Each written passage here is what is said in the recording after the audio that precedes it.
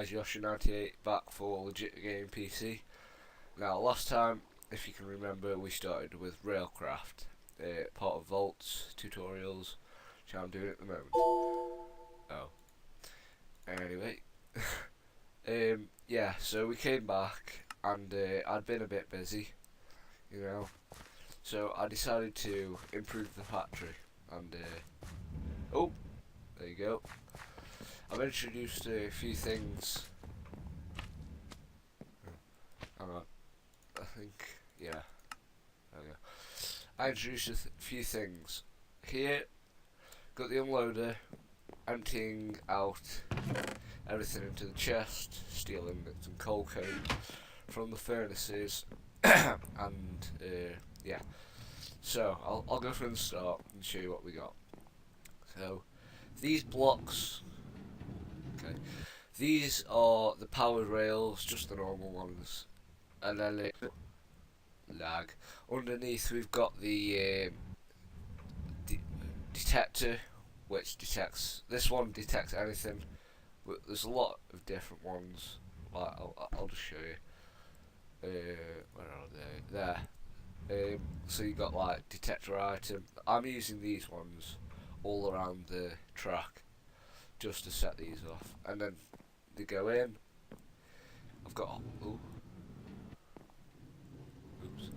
I've got holding tracks with the cart thing underneath the detector, and then underneath, well, on top of that, just underneath the middle block of each furnace, I've got an item loader. This is an unloader, which, as you'll see, it'll go on top and pull it out through the bottom.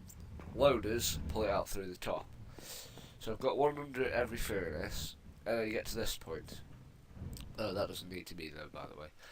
Where I've got the detector and then a I can't think what it is now. Hang on. Launcher rail, that's the one. So yeah, we've got a launcher rail there, and what I decided to do, if you get the crowbar and right click on it, then it'll come up with an options menu where you can change the power of the jump. I think this one's set to 6, and yeah. Ooh. So here we've got the boarding track, so it lands on there, detects, goes round. Next we've got the suspended tracks that you can't like stand on them or anything, but they can stretch out. From this block they can stretch 2 if there's another suspended track on top. So what I thought you could go block 2, and it works, and then the rest detectors and power rails. Okay, so that's all with that one. So I will come back to all the factories and make a giant factory at the end once we're done with everything. So today we are looking at something brand new. This is going to be just the introduction to it, and then next episode I'm going to show you how to make it and all. So yeah, this is the assembly line mod. Wow. And I haven't started anything on this, so there's no things in here. So let's go and have a look at what we can use. I'll go through the normal things first.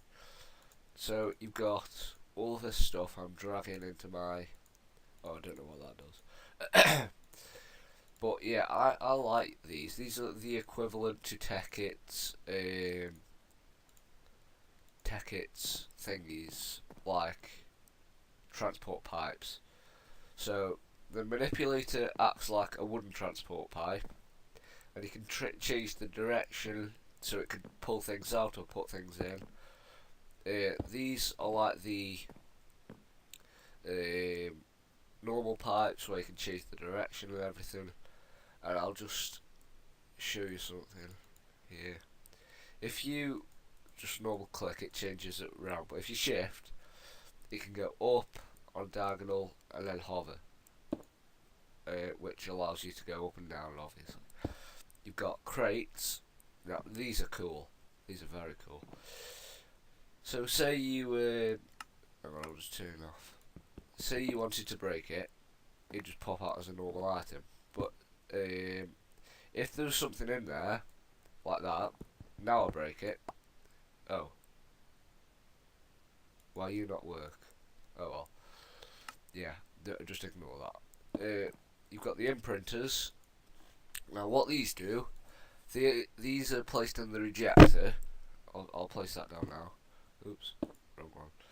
These are placed in the rejector. Now what the rejector does, anything coming along a conveyor belt on this side, is anything that you want to filter out, you go into here, you put the imprint in there, put whatever item you want to filter out in there, and it'll come out. So say I wanted to filter out arm bots, now it filters out arm bots. But say I wanted to change that and not filter it, then you just do it again. So yeah, and then crafting, it's a bit more complicated. If I wanted to make a wrench, I would do the same thing, put that in there, and then put all the materials in here. So yeah, we've got the imprinter and the rejector. Arm bots, now these need to be programmed by encoders and the disks. Now what you have to do, there is 6 commands which you can program this with. Idle, oh yeah, I can't spell. Rotate, that rotates it 90 degrees only one way though. So like you can't say which way you want it to go, it'll only go one way. You've got grab, drop,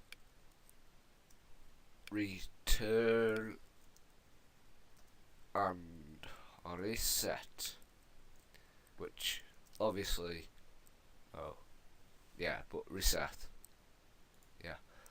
So then this has 4 commands, and what you have to do, oh wow, you have to take your disk, go over to the arm bot, place it in, and now it's programmed. See, rotate 90 degrees. But everything in this pack needs power from the other mods, which I'll just use a simple power source for that, and I'll later advance it. These are the only things that don't need power, so just these 3. Everything else needs power to run, and conveyor belts, if you connect a lot of them together, you can just power one to power them all. So that, I think that's pretty cool.